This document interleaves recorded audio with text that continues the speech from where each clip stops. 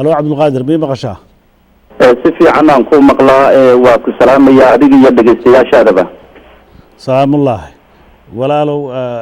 bal sidee tacsidii arrintan murugada leh sidee Atlanta Georgia dadka sidee dareenka suu yahay marka hore inna lillahi wa inna ilayhi raaji'uun Sheekh Abdul Qadir Nuur Faarax wuxuu ahaa nin caalima oo Soomaaliyeed ummadda Soomaaliyeedna meel kasta oo ay joogaan guda iyo dibadba si aad ay uga naxeen markay maqleen geeridiisa anigoo ku hadlaya magacayga kan qoyskayga iyo kan warbaahinta Sagal Radio iyo guud ahaanba laamaha kala duwan ee Sagal Radio waxaan jecelahay inaan fursadan ka faa'iideysanaya inaan tacsi u diro dhammaan qoyskii iyo eheladii iyo ummadda Soomaaliyeed meel kastay joogaan anaha ka waraabiye Sheekh Abdul Qadir Nuur Faarax oo runtii kamid ah culimada Soomaaliyeed kuwa ugu waaweyn oo si aadana taariikhdu ay u xusi doonto iyadoo ummaddu inteeda badan ay ka tiiraanyaysan tahay geeridiisa tacsidaas ayaan marka hore u dirayaa ehelada qaraabada iyo guud ahaanba ummadda Soomaaliyeed magaaladana iyo haddii aan iyadana ka hadlo runtii Atlanta waxay ka mid tahay gobolada Mareykanka sidaan horeyba u sheegay guud ahaan ummadda Soomaaliyeed meel kastay joogto guda iyo dibadba runtii aad bay uga naxeen markay maqleen geeridiisa runtii wuxuu ahaa sheekh aad u weyn kamid ah culimada ugu waaweyn cimrigiisa intii ugu badnayd oo dhan amaba cimrigiisa oo dhanba ku dhamaystay maaragtay inuu ummadda uu waxbaro maruu asaga waxbaranayo yaraantiisii iyo markii dambena inuu maaragtay noloshiisa oo dhan uu u hibeeyo inuu ummadda Soomaaliyeed uu waxbaro a'uudu billaah عبد القادر waxyar taariikhdiisa meesha wax ku soo bartay iyo jaamacadihii in yar hada taariikhdaas wax nooga sheegi karto oo dadweynaha la wadaagi karto walaal runtii Sheekh Abdul Qadir Nuur Faarax sida maaragtay dadku intooda badaniba ay ogsoon yihiin warbaahinada Soomaaliyeed oo dhanna maaragtay looga sheekeeyay runtii sheekhu da'diisa waxa lagu qiyaasay inuu todobaatemeeyadii ahaa noloshiisana in ka badan markii xilliga yaraantiisii oo asaga uu maaragtay soo barbaarayay oo diinta bartay intii ka dambeysay oo dhan 55 sano haddaysanba ka badnayn wuxuu kamid ahaa daaci Soomaaliyeed oo diinta fidinayay asagoo gobollo kala duwan iyo deegaano kala duwan oo gudaha dalka Soomaaliya ka faafiyay diinta iyadoo ugu dambeyntiina ay gacan ka xaq daran ay maalinimadii jimcada waliba isagoo xilli salaad ku jira la dilay runtii aad ayaan uga tiiraanyeysanahay taariikhdiisii maalin iyo lababa laguma koobi kara haddii la yiraahdo taariikhda Sheekh Abdul Qadir ayaa laga sheekeynayaa waa mahadsantahay Abdul Qadir annagana bahda Sama TV iyo reer Minnesota iyo inta kale aan wareysano gobolada kale naga soo wacdaba hadduu ilaahay yiraahdo waxaan video yaran idin soo deyn doonaa oo taariikhdiisa uu ka hadlayo sheekh umul oo ardaydiisa kamid ahaa inna lillahi wa inna ilayhi raaji'uun Abdul Qadir waa mahadsantahay walaal adiga iyo inta Atlanta joogtaba adigana sidoo kale aad baad u mahadsantahay waana idinkaga mahad celinaynaa waqtiga aad qayb naga siiseen maanta adaan badan assalaamu calaykum daawadayaal barnaamijka noo sii socon doona waxaad naga soo wici kartaan telefoonka wixii tacsi aad direysaan iyo wixii aad ku kordhisanaysaan Sheekh Abdul Qadir Nuur Faarax ilaahay u naxariisto ummadiisii iyo ehelkiisii iyo dadkii uu ka tagay iyo ummadda Soomaaliyeed oo dhan waxaan tacsi halka uga direynaa tiiraanya leh wixii u baahan inay tacsi diraan Sama TV way soo wici karaan lambarka 612 746 eber 553 612 746 0553 waxa waaye inta joogta Southka oo radio Sagal dhageysata nambarkaas ayaa tacsida nagala soo xiriiri kartaan waxa kale oo ka daawan kartaan barnaamijka live barta Facebook Sama TV ama website-keena samatvmn.org ama somaliamericanmedia.org daawadayaal sidaad barnaamijku daawanaysaan wali halka waxaan tacsida uga dareynaa ehelkii iyo qaraabadii iyo dhammaan ummadda soomaaliyeed uu ka dhintay sheekh cabdulqaadir inaa lilahi wa inaa ilaahi raajicuun ehelkiisii iyo ummadda soomaaliyeed o dhan waxaan leenahay anako Casama t v samir iyo iimaan waxaa naga soo wici kartaan 6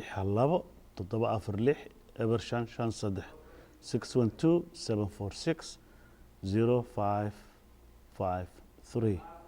tacsi haddaa u dareysaan walaal taleefonkana halkaa naga soo waca telefishinka codkiisa gaabiya marka halo asalaamu calaykum halo asalaamu calaykum raxmatullahi barakaatu calaykum salaam waraxmatullahi barakaatu ها walaalo tacsi miyaa dareysaan waa cabdinuur maxamed caluug waxaan ka hadlayaa minnesota hay walaalo walaalow inaa lilahi wa inaa ilaahi raajicuun waxaan ummadda soomaaliyeed tacsi u dirayaa inaa lilahi wa inaa ilaahi raajicuun sheekh cabdiqaadir nuur faarax oo ku geeriyooday boosaaso lagu dilay garowe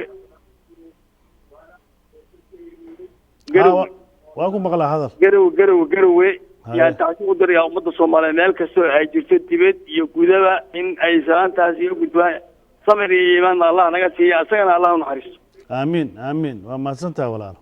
eheladiisii iyo caruurtiisii iyo dadkii uga tegay oo dhan kulli sanaan ilaahay gaarsiiy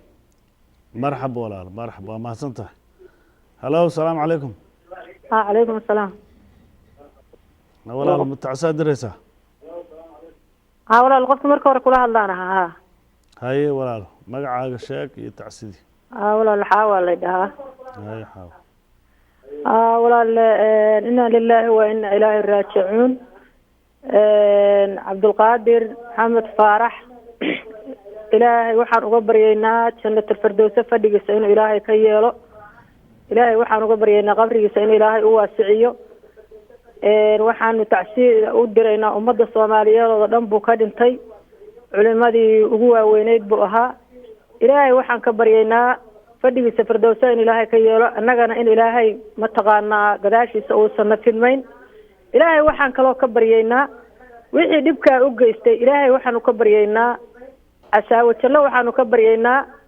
in ilaahay mucjisooyin degdega uu ka muujiyo ayaanu ilaahay ka baryaynaa iyadoo aakhiro ay uga horreyso adduunkana in ilaahay ka soo saaro wixii geystay iyo wixii ka dambeeyey iyo wixii soo abaabulay baan ilaahay ka baryaynaa wasalaamu calaykum waraxmatullaahi wabarakaatu wacalaykum asalaam waraxmat ullaahi wabarakaatu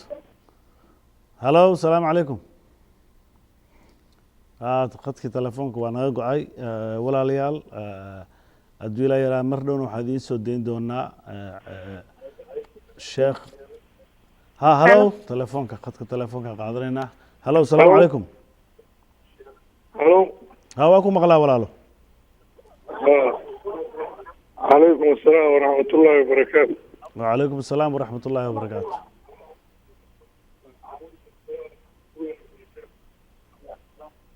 hadal walaal waa cabdillaahi axmed baa la yidhaahdaa waxaan taasi u dirayaa cabdulqaadir nuur faarax geeridii ku timi oo naxdinta lahayd baan ka tacsiyeynayaa waxaan leeyahay ilaahay jannadii ha ka waraabiyo aamiin innagana samir iyo imaan dhammaanteen allah ina ka siiyo aamiin ehelkii uu ka tegey qaraabadii iyo asxaabtiina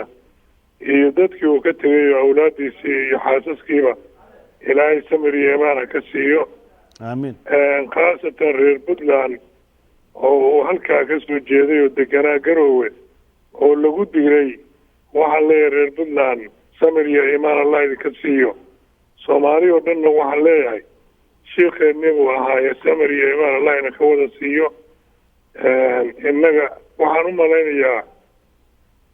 dhibaatada ugu weyn oo ku timaada ummadda waxaa la yidhi waa mawtul caalim qofka caalimka ahay markuu kaa dhinto masiibooyinka waaweyn oo ku dhaca ummadda bay ka mid tahay marka waxaan leeyahay ilaahay cawil khayr qaba hayna siiyo samir iyo imaanna allah ina ka siiyo idinkana samo t v waa mahadsan tihiin aada iyo aad baa u mahadsan tihiin taasida aad tabinaysaan waa idinku mahadinayaa asalaamu calaykum waraxmatullaahi wabarakaatu calaykum asalaam waraxmat ullaahi wabarakaatu halo mana maqashaa walaal asalaamu calaykum asalaamu calaykum calaykum asalaam waraxmat ullaahi wabarakaatu walaal magacaa xaggeese naga soo wacaysaa aamina dhaqana waaye walaal mii xiriirin kartaa ninka halo ma maqashaa halo ha waa ku maqalnaa walaal soco waa ku maqlaya hadal halo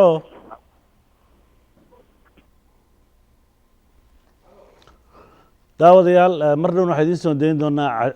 sheekh Seattle jooga oo ka hadlaya taariikhdii marka daawadayaal barnaamijkaas idiin soo dayn doonaa insha Allah halkaas oo aad uga bogan doontaan taariikhdii marxuumka telefoonka markaas soo wacayso walaalo codka telefishinka iska gaabi sababta ma ku maqli karayno codka wuxuu sameynayaa eco halo hadda mana maqashaa walaalo salaamu calaykum وعليكم السلام ma walaal kusoo dhawow sama t v waa mahadsan tahay magacayga waxaa la dhahaa canab waxaa halkan tacsi ooga dirayaa tiiraayan leh inaa lillahi wa inaa ilayhi raajicuun sheekh cabdiqaadir alla yaa raxman raaximiin sheekh weyn oo caalina ayuu ahaa ummadda soomaaliyeed oo dhan uu ka dhintay runtii markii aan maqlay yacni aad iyo aad aan u naxay aad iyo aad aan ooga xumaaday ilaahay subxaana watacaala og yacni jirkayga sida aan ooga gariiro ooga argagaxay ma garanayo dadkan cawaanta ah ee xoolaha ah ee dadka caalimiinta ah ee maxaa la dhahaye daaciga ah ugaarsanaayo meelay ka imaadeen ma garanayno ilaahay waxaan ka baryaynaa subxaana watacaala inuu dadkaas naga qabto intaasna uu nooga ekeysiyo in nin damboo daaci ama nin ummadda wax u tara in kii la dilo uu ugu dambeeyo sheekh cabdiqaadir asagana naxariistii janno ilaahay siiyo kuwii dilay kii dilay iyo kuwii ka dambeeyana ilaahay maxaa la dhahaa ummadda ka qabto hadduu hanuun ilaahay u qoray ilaahay hanuuniyo hadduusa hanuun u qornayna si degdeg ummadda ilaahay ooga qabto ilaahay ooga baryaa dadkii ka dambeeyay dhibkaas shiiqaas intaas oo sano 50 dhowrka sano diinta fidinaya marna baranayay oo cimrigaas isagoo maanta ah intaas wadanka masiibada ka dhacay dadka kala hagaayay dhibaatada u geystay ilaahan waxaan ooga baryaynaa in ummadda ka qabto dadkaas si degdegan ilaahay ooga qabto haddii hanuun aysan u qornayn si degdeg ilaahay dadka ooga qabto subxaana watacaala asagana iyo ehelku ka tegay iyo ummadda soomaaliyeedna samir iyo iimaan buuxa ka siiyo asalaamu calaykum waraxmatullaahi wabarakaatu waa mahadsantaha walaal khadka kale telefoonka hadda qaadanayna halo salaamu calaykum وعليكم السلام ورحمة الله وبركاته walaal kusoo dhawow sama t v ها ودوهي ولا ودوهي وحن تعسيبان ديريا عبد القادر نور فارح بانو ديريا إلهي نحريس وارتها سيو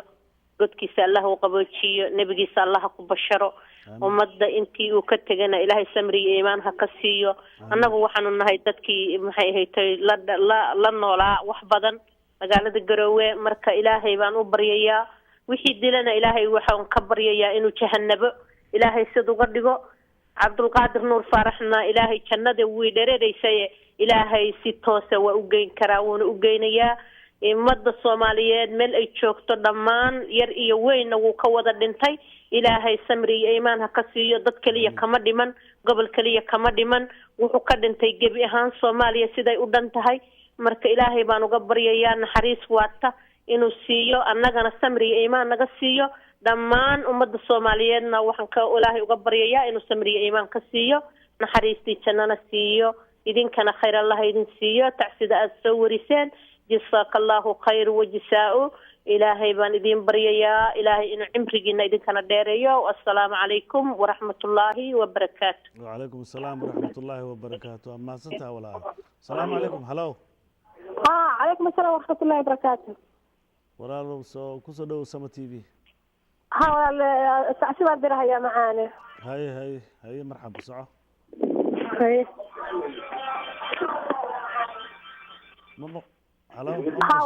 ها وكبغل يا ولا هاي ود ولا له تعسيب ولا له مع وين السلامي aad baan ugu mahadsantihiin akhbaarta degdega ah noo soo gaarsiiseen marka walaalo waxaan rabaa inaan tacsiib tiiraanyada u diro adeer sheekh cabdulqaadir annaga oo dad tiro badan ah oo meeshaan isugu nimi hoola marka inaadeer ilaahay waxaan uga baryahayaa jannadii ilaahay ka waraabsho dhammaan dadka muxuu ahaaye oo ka dhintay eheladii iyo qaraabadii iyo gobolkii iyo soomaaliya oo dhan tacsi baan u diraynaa marka inaadeer macaanow waad ku mahadsantihi insha allah inagoo dhan samriya meel hanaga siiyo soomaaliya oo dhan buu ka dhintay halkaan dad badan baa ila fadhiyo wiila dhaha guray xaawa luul dad badan baa tacsuub diray maxamed marka ilaahay ha u naxariisto idinkana soo gudbinta soo gudbiseen ajar iyo abaal ilaahay ha idinka siiyo waad mahadsantaha walaal dhammaanteen haye walaale haye asalaamu calaykum calaykum salaam halo asalaamu calaykum calaykum asalaam ها ولا تعسير درسة صدقوا تحسيب عن دريا إنا لله وإنا إليه راجعون الو واكم بقلنا ولا هذا واكم وحنود دريا تحسيب عبد القادر نور فارح الله ونحرس الشيخ وين والصومالية ودن كدنتي أيام تحسيب دريا إلى هاي كنا فردوسها كورابي النبي محمد هان الله كبشره وحي دلينا إن شاء الله يا وحي كذب يا وحي أسود دري إلى هاي هالسوق بتاع الصوب يحيى ضيع يحيى قرحة كالصوت دقو السلام عليكم. عليكم السلام ورحمة الله وبركاته. ما سنتها ولا هلا السلام عليكم. مركز داود يال إذن كوراليا حديث الدين دون تاريخ دي مرحومك والشيخ كشكين دونه سيادة الجوجة marka dhammaantiin intii tacsiid dirtay iyo intii dhageysanaysaba waa wada mahadsantihiin dhammaanteen waxaan leenahay inna lillahi wa inna ilayhi raajicuun sheekh cabdulqaadir nuur faarax ehelkiisana samir iyo iimaan ummadda soomaaliyeedna waxaan leenahay samir iyo iimaan gacan ka xaq daran ayaa dishay marka halo asalaamu calaykum calaykum salaam marxaba kusoo dhowo walaal sama t v wadaadka dhintay shiikha dhintay naarta allaha ka fogeeyo naxariistii janna allaha siiyo amiin fogeeyo naxariistii jannana allaha siiyo innagana allah inoo ka daba naxariisto allana waxaanu ka baryaynaa wixii falkaa geystay iyo wixii ka dambeeyaba in ilaahay dayax iyo qorax ka dhigo baanu ilaahay ka baryaynaa آمين آمين آمين dayax iyo qorax allaha ka dhigo siday u iftiimaan allah u soo iftiimiyo آمين السلام عليكم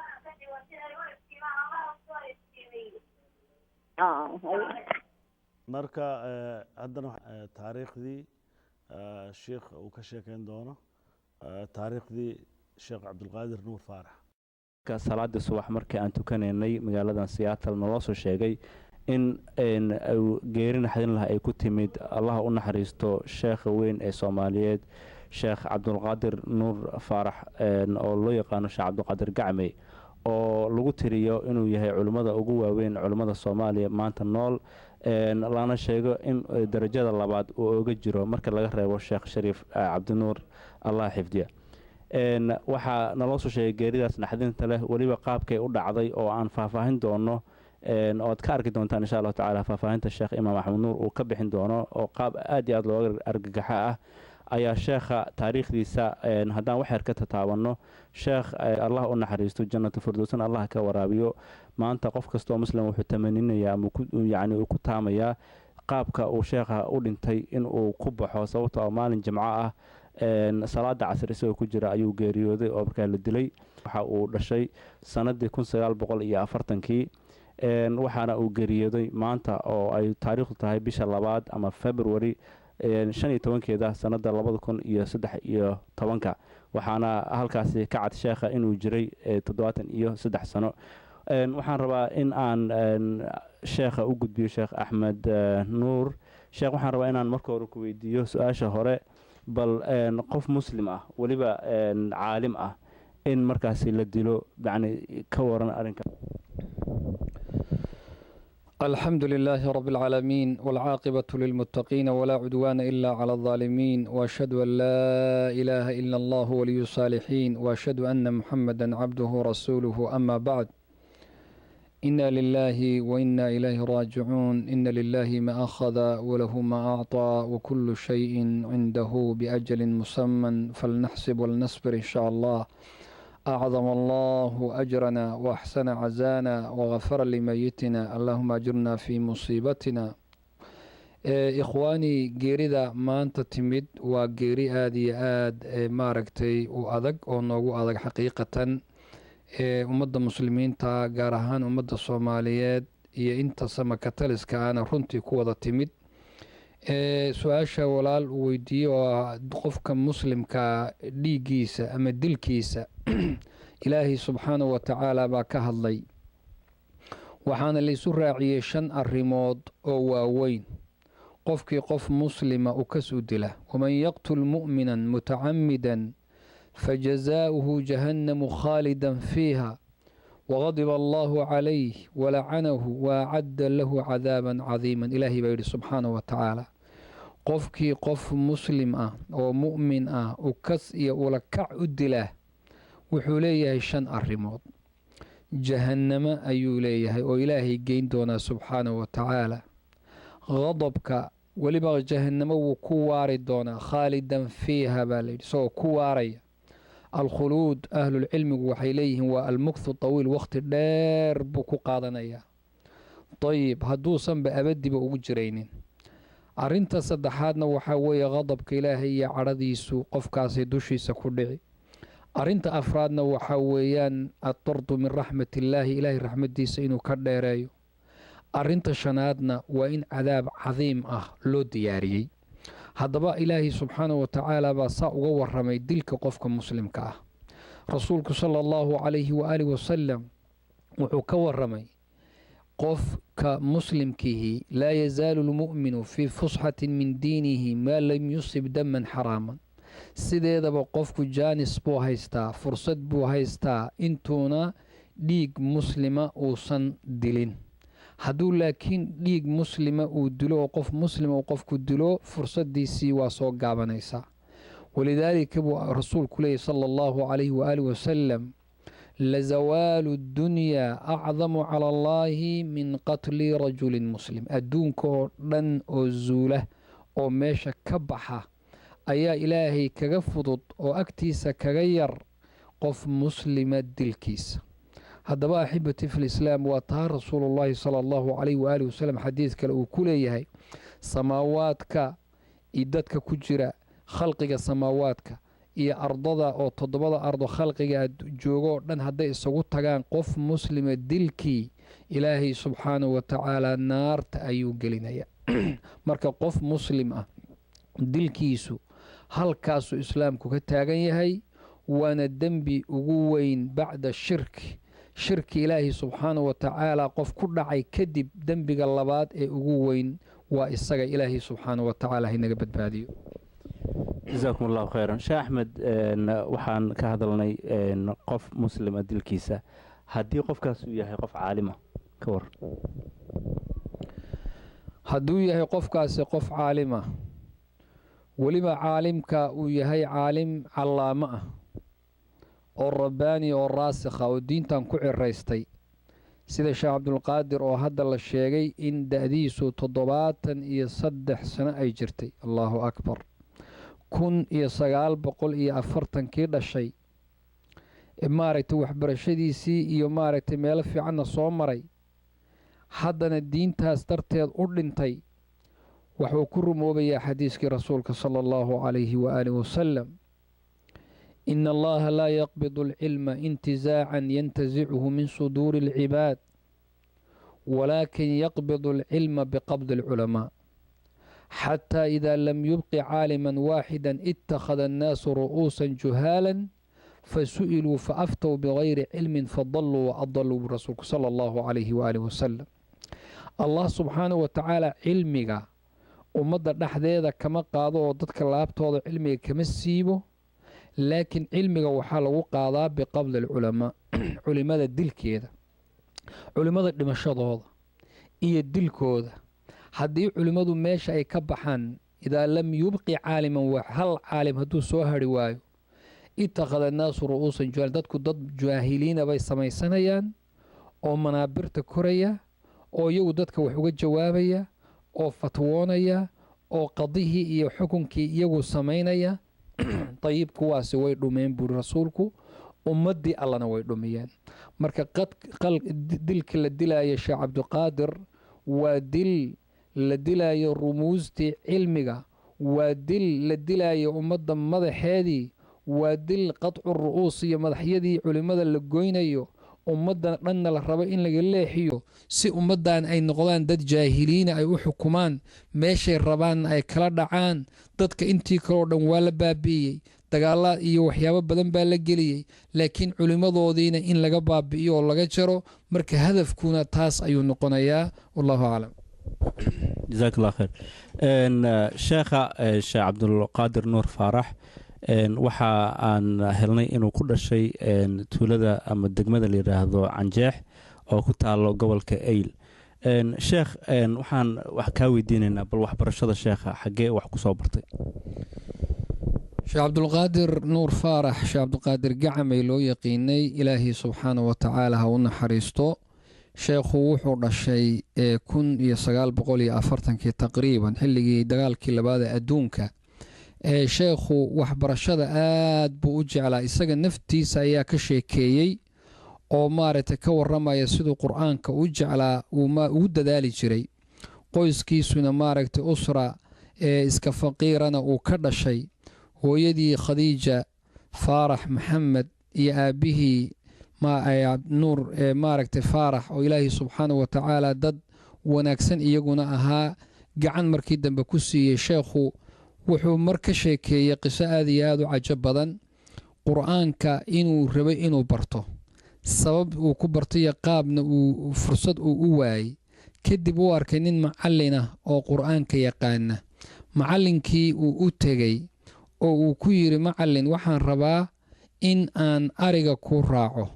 oo si aan qur-aanka ilaahay u barto arigaaga aan jiro. 2 sano ayuu sheekhu ninkaas macallinka ariga u raacayey si uu qur-aanka ilaahay subxaana wa tacaala u xifdiyo, isagoo oon dhammaynin oo waxoogaa bartay. nin reer guuraa waad dareemi kartaa oo dhibaato iyo rafaad iskaga sugan, isaguba ninku wuxuu raacayo ayuu iska ahaa. kadibna sheekhu 1960kii ayuu sheekhu wuxuu u soo wareegay magaalada muqdisho, wuxuuna galay madaaristii maaragtay xilligaa ka jirtay atadaamun iyo jamaal cabdinaasirna markii dambe maaragtay la baxay, kuwaasuu sheekhu ku biiray oo uu dhigan jiray. kadibna jaamacatulmadiina imtixaankii la qaaday, dadkii mutafawiqiinta ugu sarreeyey buu noqday, wuxuuna helay jaamacatulmadiina inuu galo. jaamacatulmadiina uu sheekhu tegey, kadib uu kasoo takharujiyey, wuu soo dhammeeyey, wuxuuna ahaa dadkii ugu horreeyey oo jaamacatulmadiina ka soo baxa oo soomaaliya ku soo laabta oo diinta ka faafiya ayuu ahaa. waxaa lagu aqoonsan karaa yacni dacwadii uu sheekhu maaragtay waday iyo wuxuu soomaaliya ka qabtay markaan aragna insha allahu tacaala. jazaak allah khayr. sidoo kale waxaan aan rabno bal sheekh inaan wax kaa weydiino mawaaqiftiisa sheekha xagga mawaaqifta uu xagga siyaasadda soomaaliya iyo midiisa yani gaar ahaaneed. sheekh cabdulqaadir ilaahay subxaana wa tacaala ha u naxariisto, wuxuu lahaa mawaaqif aanan ilaawi karaynin. wuxuu ahaa haabit sugan oo ilaahay subxaana wa tacaala sugay. wuxuu ahaa raasikh diinta ku ciraystay. wuxuu ahaa ninaan isbedbeddel aqoonin. wuxuu ahaa qof ayna caatifa qaadin. wuxuu ahaa qof sugan oo wuxuu shalay sheegay maanta sheegaya, berrina inuu sheego looga bartay. waxaa aad iyo aad ii cajab gelinaysa inaan sheego sheekh cabdulqaadir 91dii ayaa maraan hor fadhiyey isagoo muxaadaro jeedinaya, ayaa wuxuu ka hadlayey markii xuruubtii iyo dagaaladii soomaaliya ay dhaceen, dadkii wadaadada ahaa qaar ka badan oo ka midina ay dhex boodeen oo dagaaladaa laga qayb galay. sheekh cabdulqaadir wuxuu dadka mucaaraday oo diiday dagaalka in la galo. dadkii sife iyo calaamad iyo magac uu leeyahayba in la galo waa diiday, wuuna ka celinayay dadka dhallinyarta iyo da'da yar. wardaaya, war dabka ha ku shubina. kuwa u fatwoonaya oo garab ordaaya oo markaa rabay inay dhallinyartu dagaalada galaan, wuxuu lahaa war dhallinyarta dabka ha ku shubina, war ka daaya. siduu sidaa u lahaa ayaa sheekh haddana waxaan xusuustaa dagaalkii bari ka dhacayay 1992 ee dadkii wadaadada ahaa iyo maaragtay dadkii degay gobolada Puntland degayay ay dagaalkii dhex maray. sheekh cabdulqaadir waa diidanaa, haddana wuxuu lahaa war ka daaya dhallinyartan, war dagaalka joojiya, war ha gelina, war kani ma aha jihaad iyo meel fiicane daaya ayuu sheekhu lahaa. 2006kii xilligii maxaakimta ay soo baxday ay socotay wuxuu sheekhu yidhi waxaa jira wax badan oo isku dhex jira oon kala miirnayn oon kala soocmin war meeshan waxbaa ishuwan hala kala miirmo wuxuuna dareemayay inay ku jiraan dad badan oo admaac kale leh oo diintu ayna dhab ka ahayn oo hadaf kale u socdo ayuu sheekhu markaana tilmaamayay 2008kii waxaan xusuustaa magaalada Minneapolis aniga oo jooga cariga Mareykanka ayaa waxaan xusuustaa sheekh oo muxaadaro lagu soo xiray oo Nairobi jooga qalabka la iska arko masjid Abubakar Isliiba laga soo xiray wuxuu ku celiyay kelimadii uu waaga uu ka hadlayay oo ahaa war dadka dhalinyarta ayaan dab lagu shubin war dadkana ayaynan maartay la dadajinin war dadkana waxaan ay dhalinyartan hadda wadaan iyo ummadda ku walaynaya afka duuban ee dadkii ku banaysanaya diin baan u wadnaa war waxaasi diin iyo jihaad meehe ka daaya dadka ayuu lahaa sheekhu ilaahay subxaanahu wa tacaala ha u naxariisto 2011kii waxaa aad iyo aad ii cajab gelinaya inuu haddana mar kale sheekhu nadwo lagu soo xidhay oo wuxuu ka hadlayay isaga iyo Sheekh Axmed Cabdisamad ay ka hadlayeen Sheekh Cabdiqaadir Maaris Cabdiqani Qorane ay ka wada hadlayeen oo nafsal kelima uu ku soo celiyay markay ay taariikhdu 2000 baan u jeedaa 2000 oo sanadkii hadda ka hor bishaan aan ku jirno ee February 24teedii maqaal baan qoray oo website-yada lagu soo daabacay halgan iyo maaragtay al-yaqiin iyo Somali Talk iyo Somali Real iyo intaan xusuusto kulligood ku soo wada baxay oo Sheekh Cabdulqaadir iyo mawaaqiftiisa aan uga hadlayay Sheekh Cabdulqaadir maalintaas ayaa haddana qolka 114 iyo taqwa lagu soo xiray wuxuu ku celiyay kelimadii 91kii uu taagnaa oo awar dadka yaan dab lagu shubin war waxana ma aha jihaada ka daayay war dadkana yaan la laynin war magac diimeedna yaan lagu badnaysanin yuu sheekhu haddana mar labaad ayuu ka hadlayay xaqiiqatan waxaan xusuustaa qalinkii aan wax ku qoraayay intii aan dhigay baa waxaan idhi ilaahayow thabaadka Sheekh Cabdulqaadir oo kale iyo sugnaantiisa allowna wa arsaaq ilaahayow maartay insaan mutalawina oo laablaabasho badan iyo midabayn badan caatifada mar walba ay qaado allow ha naga dhigin marka wuxuu ahaa mawaaqifta sheekhu midaas raasikha oo thabaad kale oo sugan ayuu ahaa mar walba جزاكم الله خيرا شيخ الله كحفديو walaalyaal intayna gadaal nooga soo biirtay barnaamijkan waxaan ooga hadlaynaa geeridii maanta ku timid Sheekh Cabdiqaadir Nuur Faarax Allah u naxariisto oo gacan ka xaqdaran ay ku dishay masjid al-Huda oo ku yaalo magaalada Garowe xilli uu tukanayay salaada casar waliba ragcadii u dambeysay sidana soo gaartay gadaal ayaan ooga hadli doonaa qaabka sheekha uu dhintay insha Allah tacaala hadda waxaan ka hadlaynay sheekha taariikhdiisa uu dhashay iyo mawaaqiftiisa xagga markaas yani siyaasadda arrimaha Soomaaliya iyo waxyaabaha loo maleynayno inuu sheekha kasbaday in marka geeridiisa ay sabab u ahayd waxaan rabaa sheekh inaan weydiiyo bal doorkii sheekha uu dacwada ku lahaa Soomaaliya doorka uu Sheekh Cabdulqaadir dacwada ku lahaa waa door cad weeye waa door aan la oran karin gobol gaar ah aan ku koobnayn lama oran karo wuxuu ahaa sheekh magaalo Garowe iyo magaalo Boosaaso toona wuxuu ahaa sheekh caalim oo calaamo ah oo Soomaaliya oo dhan sheekheeda ah saxwadan iyo dadkan dahludiinka ana dadkii gacanta soo qabtay ah waxay xusuusan karaan dadku waagi sheekhu ceel hindi uu fadhiyay oo Bukhariga uu ku aqrinayay iyo intii rag iyo dumar maaragtay ka dhageysan jirtay guryaha iyo banaanada wada fadhiisan jirtay muxuu ahaa sheekhu aabaha dacwada mar walba lagu tilmaami jiray runtii inuu ahaa qidamka iyo da'daasna wuu u leeyahay 73 sano isagoo oo 13 jir abu quraanka uu maartay xilliga uu bilaabayay ilaa iyo 73 uu maanta jiro inta wuxuu ahaa dacwada qofku dhex jira dadkii ugu horeeyay oo jaamacatul madiina intii ka soo takharujeen wadanka ku soo laabtay oo kutubta tawxiidka ka bilaabay ayuu ahaa dacwadii uu waday Sheekh Cabdulqaadirna maanta way mira dhashay marka wuxuu ahaa qof xayaatadiisa iyo noloshiisa iyo cimrigiisa dhanba ku qaatay dacwada ilaahi subhanahu wa ta'ala ba waafajiyay anagana ilaahay baan ka baryay inuu taana waafajiyo جزاكم الله خيرا شيخ waxa kale oo aan rabo inaan ku weydiiyo sheekha in badan ayuu hadlay waxaana uu sheegay in ay soo gaareen markaasi wax la yiraahdo cagajugleen fara badan ama tahdiidaad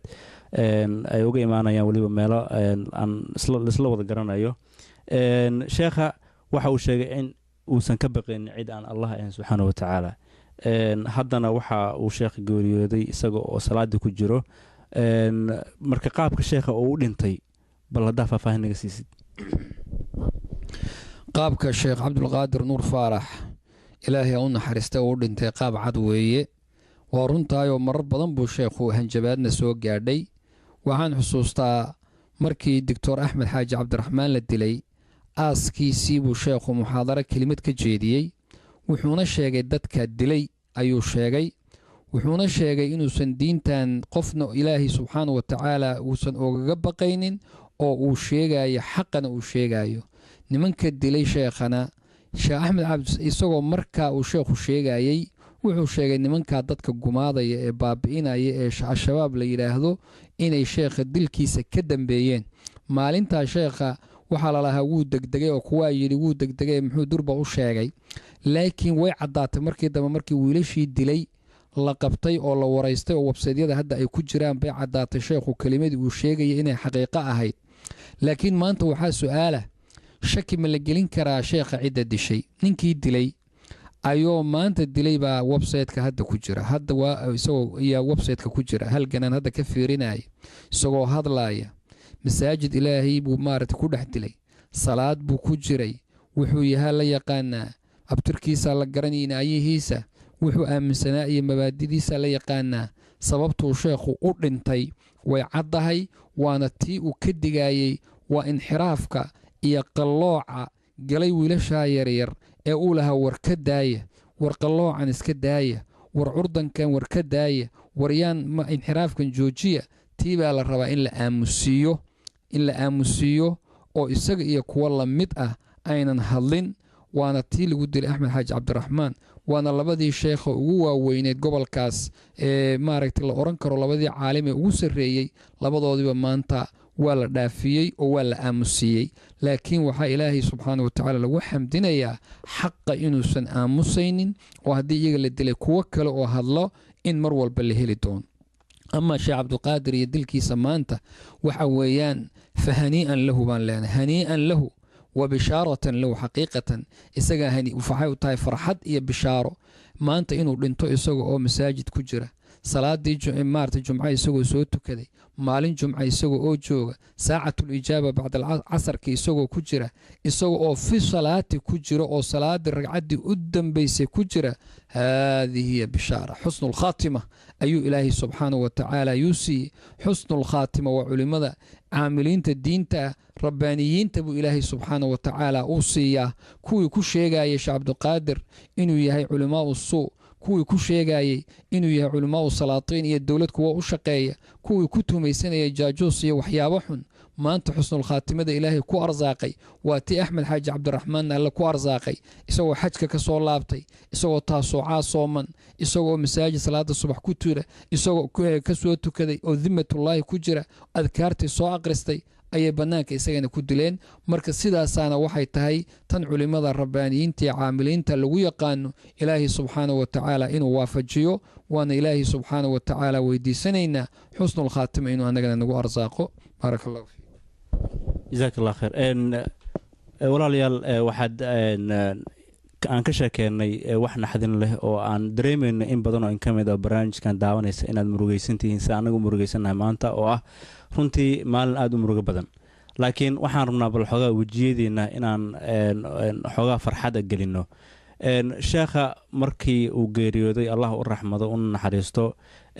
ninkii gacanku dhiiglaha ahaa gacanta ayaa lagu qabtay isla markiiba.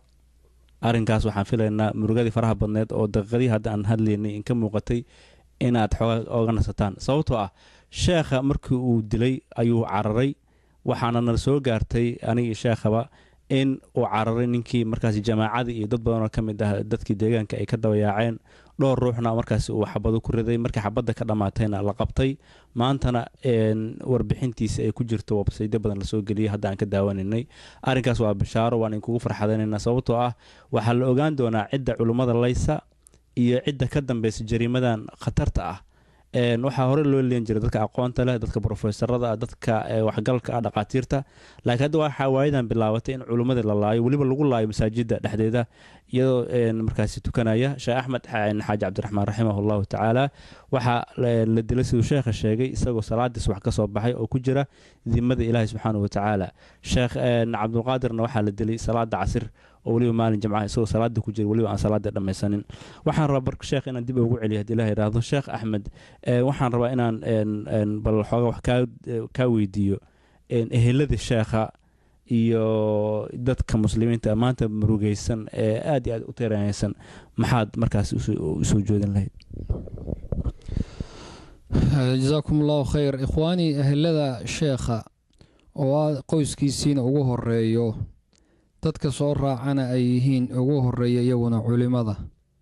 dadku maanta sheekh cabdulqaadir ka baxay qoys kama bixin gaar ah wuxuu ka baxay culimada iyo ayuu ka baxay masaajidii uu kutubta ka aqrinayay buu ka baxay inta samataliska abuu ka baxay intaasoo dhan baa waxay muteen maanta geeridiisa in looga wada tacsiiyo ummadda soomaaliyeed oo dhan baa looga tacsiin waxaan uga tacsiyeynaynaa ummadda soomaaliyeed oo dhan wixii ku yimid ina lilaahi maa akhada walahu maa acطaa wakullu shayin cindahu biajalin musaman falnaxsib walnasbir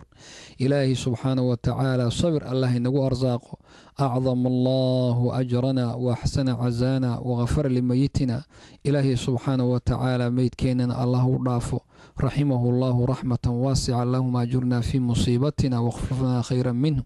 إلهي سبحانه وتعالى مصيبة إننا أجر الله نغسيه إلهينا سبحانه وتعالى بدل خير قبل الله نسيه مرك أهل الذي شيخه كبحي أولادي سيريره وكجيريودي إيام مدي مسلمين تايدوردن علماء سيجار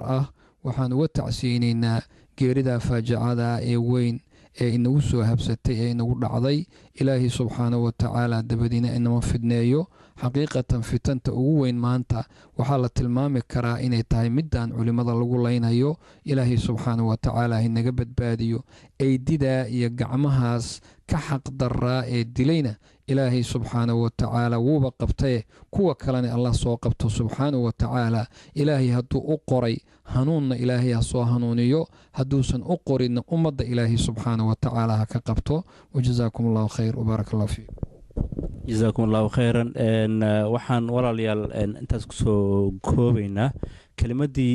koobneed ee sheekh axmed nuur aan ka qabanay ee ku saabsaneed geerida naxdinta lahayd ee maanta ku timid ama loo geystay sheekh cabdulqaadir nuur faarax allah u naxariisto oo maanta lagu dilay magaalada garoowe waxaan rabaa inaan u mahad celiyo marka koowaad allah subxaanahu watacaala kadibna aan u mahad celiyo imaamka